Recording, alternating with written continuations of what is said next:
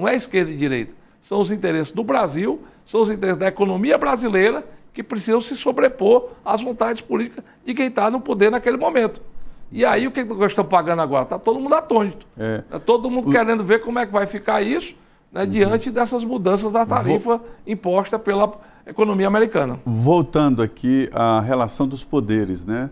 O senhor disse aqui sobre os poderes recuar e fazer uma nova forma de relação. Existem propostas de nova Constituição, né? Uma nova Constituinte, ainda que parcial. Você acha que é o caso? Não, eu acho que nesse momento é mais de postura. Eu acho que é dar um passo atrás, né, todo mundo, né, tanto o Congresso Nacional, o presidente Hugo e o presidente Davi buscarem ter uma proposição com relação aos temas que precisam ser abordados, tanto do ponto de vista da economia, como do ponto de vista da harmonia entre os poderes, como da relação entre as casas, né, atender a sociedade minimamente no desejo, inclusive, de ver, né, o Poder Judiciário dentro do ciclo de poder, né, o Poder Judiciário não pode estar acima, ele tem que estar no mesmo nível dos demais poderes, e aí está na hora da gente enfrentar temas, como é o caso da questão do mandato dos ministros do Supremo para os próximos ministros, né, como é o caso, inclusive, que a gente tem que questionar hoje em dia as decisões monocráticas, porque são 11, e se cada um tem a liberdade de fazer decisão monocrática, você, em vez de ter uma instituição, um Supremo Tribunal Federal, você tem 11. E muitas vezes até divergente entre si, porque um ministro pode pensar do jeito e outro pode pensar do outro. E como é uma casa colegiada, poderia as decisões serem do colegiado, do todo, né, do plenário. Há quem diga que são 14 Supremos, porque tem os 11, né, ministros, tem um plenário principal, né? E tem a primeira turma e a segunda turma, e cada um está tomando uma decisão. O plenário está acima de todos. E o Supremo se voltar para as questões constitucionais. Porque nesse varejão que ficou a justiça brasileira, hoje o Supremo está decidindo tudo. Vai de passagem de ônibus a questões de intervenções, inclusive internacionais. Então eu acho que isso é que é ruim. Isso fragiliza. E os próprios ministros do Supremo também fazer o seu questionamento sobre o seu papel. Uma vez, deputado, eu perguntei para o presidente, então presidente do Supremo, Joaquim Barbosa, sobre essa situação. Nós temos, não é só Supremo, nós temos uma dificuldade muito grande de convivência nos municípios entre juízes e prefeitos. Juízes estão definindo onde o prefeito coloca uma creche, um ponto de ônibus, coisas desse tipo. E ele, na oportunidade, me respondeu que o Joaquim Barbosa tem aquele jeito de, você não lê a Constituição, não? A Constituição permite isso.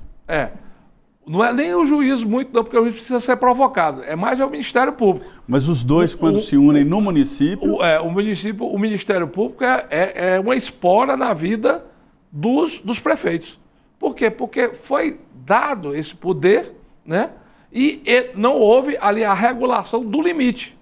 Então, você tem que dar limite. Como você tem que dar limite para o parlamento no que diz respeito às matérias, né? Por exemplo, a autonomia do parlamento, mas não o corporativismo, que às vezes é maléfico, né? Porque é uma casa coletiva, você também tem que ter a mesma situação no Supremo Tribunal Federal, que é uma casa coletiva, que deveria ter um único poder de decisão, que é o plenário, que é o superior a todos, e nas exceções, por exemplo, no período do recesso, num caso extraordinário, né, de urgência, em que uma decisão precisa ser tomada, ali a responsabilidade do presidente do Supremo. Até o próprio Supremo sabe disso, porque colocou no regimento interno, né, essa obrigatoriedade de levar imediatamente ao plenário uma decisão monocrática. E isso precisa voltar a ser a normalidade. Então a gente precisa sair das exceções e voltar na normalidade. Olha o quanto é prejudicial cada ministro ter uma decisão. Em 2012, nós votamos no Congresso Nacional, e foi sancionado pelo presidente da República, a nova divisão dos royalties do petróleo, que é uma riqueza nacional. Inclusive está aí a discussão sobre o petróleo lá da margem equatorial, que é lá no norte do país. Até hoje, a ministra Carmen Lúcia avocou para si o pedido de vista e não devolve para o plenário decidir. Então o que é que está valendo? Está valendo o regulamento antigo, que dá privilégio para 3 estados brasileiros receberem 80% dos royalties do Brasil, quando essa riqueza poderia estar sendo distribuída numa harmonia maior, né, por todos os estados, E com isso, inclusive, melhorando a vida e diminuindo as desigualdades regionais. Porque os 3 estados mais beneficiados é Espírito Santo, Rio e São Paulo. E é uma riqueza nacional. E é uma riqueza nacional. Então, eu acho que isso precisa ser enfrentado. Agora, deputado... E para isso requer, né, uma certa entendimento que a República corre risco. O que eu fico triste é aquela lenda, o Brasil, o país do futuro. Não, o Brasil tem que ser o país do presente. O mundo cobra do Brasil isso.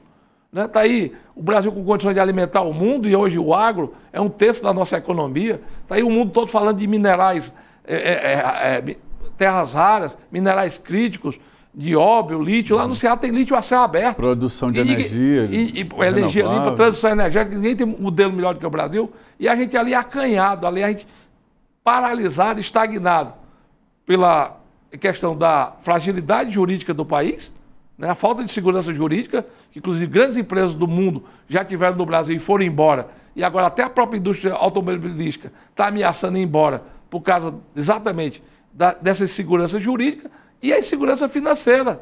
Né? Por quê? Porque o governo não consegue cumprir as suas obrigações com relação ao ajuste fiscal, com relação à contenção de despesa, né? E tudo isso muitas vezes motivado por um palanque político que deveria ter se descido dele logo depois das eleições. Agora, o Sarney, falando aí dessa divisão de poderes, o ex-presidente José Sarney, está lúcido ainda, né, com 95 anos, ele disse que o Congresso está judicializado e o Supremo, a Justiça, está parlamentarizada, né? A gente diz que é por conta daquela luz azul, ou seja, da televisão transmitindo ao vivo ali as sessões. Seria isso? Eu acho que é uma imaturidade muito grande se for isso. É falta de maturidade. Porque eu não acredito que um ministro do Supremo, depois de toda a vivência que tem... né, fica impressionado, né? Com o ego inflado. Se deixar levar pela vaidade de ter uma televisão na sua frente. Aliás, tem cortes do mundo, inclusive a corte alemã e a corte americana, em que é proibido até você entrevistar ministros, né? Então, só o presidente fala pela instituição e quando fala. Mas no Brasil, não, isso se vulgarizou. E, por outro lado, também um apequenamento do próprio parlamento, que conseguiu ter uma sobrevida a partir do momento que a gente teve a ousadia, inclusive eu fui relator em 2014, de fazer as emendas individuais impositivas, que é o que dá uma certa autonomia, porque o deputado federal do Brasil ainda funciona muito como um grande vereador municipalista. Defendendo os interesses regionais, que é importante, né? Porque muitas vezes se a gente não estiver aqui para brigar por uma emenda para levar uma universidade, por exemplo, eu levei uma universidade para a cidade de Itapajé, uma universidade pública, a Universidade Federal do Ceará, que é a melhor universidade do Nordeste, inclusive nos conceitos do MEC. Fiz um campus lá, todo com emenda parlamentar. E eu me orgulho muito de onde eu coloco minhas emendas parlamentares. Porque eu coloco com transparência e exijo o resultado, né? Eu vou atrás de cobrar a execução, seja da universidade, seja do governo do Estado, seja dos governos municipais. Então você não pode criminalizar as emendas. Agora você tem que ter, onde tem recurso público, tem que ter transparência e acompanhamento. E o papel dos órgãos de controle é identificar onde tem um desvio e, se tiver o desvio, cobrar. Se o parlamentar estiver vendendo emenda, vai responder criminalmente e vai para a cadeia. E perder o mandato. Se é o prefeito, ele que vai responder. Só para a gente encerrar essa conversa aí sobre a autonomia dos poderes e sobre a crise, né? Eu queria perguntar sobre as prerrogativas parlamentares. O Constituinte de 88, ele definiu prerrogativas fortes, né? Não se pode processar um parlamentar se a casa respectiva, né, Senado e Câmara, não autorizar por maioria absoluta, ou seja, nunca ou quase nunca, né? Mas a coisa mudou e agora o Congresso está sendo a todo instante sendo alvo de ações, de operações. Como é que o senhor acha que deve ser a prerrogativa parlamentar? Porque eu entendo que a proteção parlamentar não é um direito individual, é um direito coletivo do eleitor de ter um representante com poderes. A impunidade não pode ser a mantra. Até porque a impunidade é que está criando todo esse quadro de violência no Brasil. Hoje o crime organizado está dentro da política. Eu digo no meu estado do Ceará, inclusive já tem processo aberto, tem prefeito preso, tem prefeito foragido, tem 12 prefeitos caçados já da última eleição. Então está fresquinha ainda a eleição do ano passado. Dizem que teve uma ação muito forte elegendo vereadores e prefeitos, né? Então o crime organizado está dentro da política. Então você não pode fazer da impunidade o principal instrumento de defesa do corporativismo. O corporativismo ele tem que ter suas prerrogativas, né?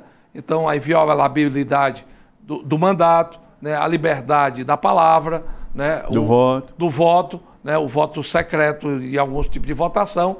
Agora não pode ter a impunidade como centro disso, porque senão isso se constrói um diferencial, inclusive entre os parlamentares, porque como todo grupo social, tem gente do bem e gente do mal. Todo grupo social tem, né? Não é só no parlamento e não é só na política que tem gente que não presta, não.